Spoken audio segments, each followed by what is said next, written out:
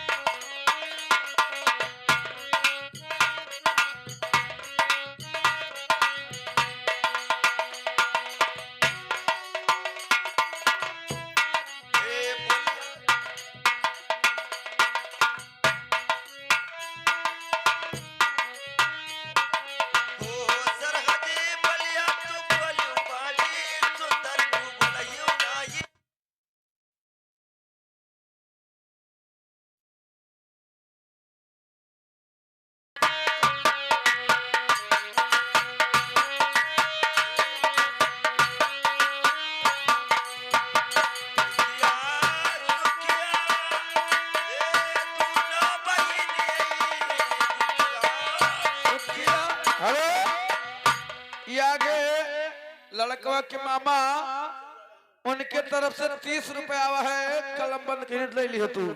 और सुनो कैसे क्या कहते हैं लौंडिया पे लियो अगर जब पुलिस में लियो तब काहे टेंशन लेती। हेलो अरे दुखिया सुखिया अरे दोनों बहनी मोरे लाली बिराना दोनों बधा बालैया वही मोरे लाली बिराना।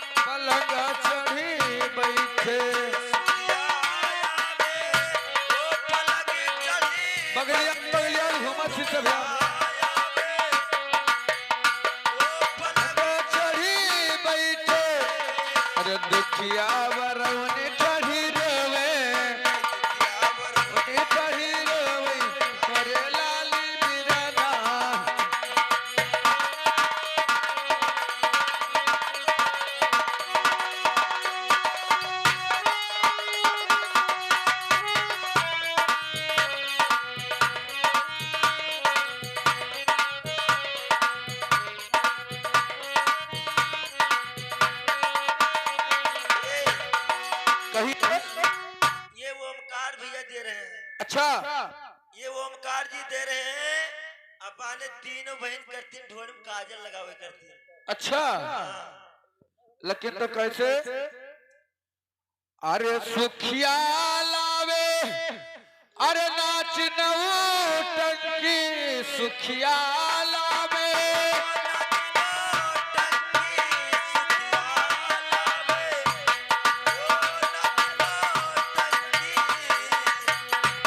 रे सुखिया आवे कोई नाच नौटंकी सुखिया लावे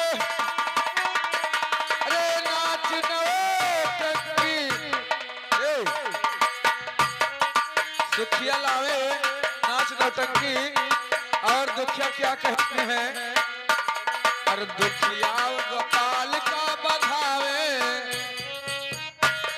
और दुखिया गोपाल का बधावे मोरे लाल तिरना दुनो बधावा लैया वै मोरे लाल तिरना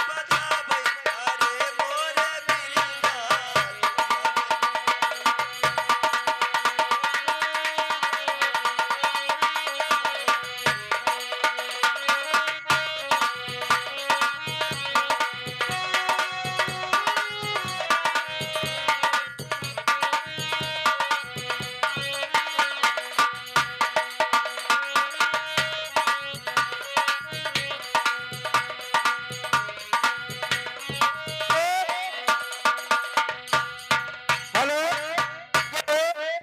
ये बम्बापुर के हरिराम भैया अपना बहन समझ के 20 रुपए दिए हैं। अच्छा करिया मुर्गी उजल पखना कैसे क्या कहते हैं लगाओ। हेलो क्या हरिराम? हाँ अरे करिया मुर्गी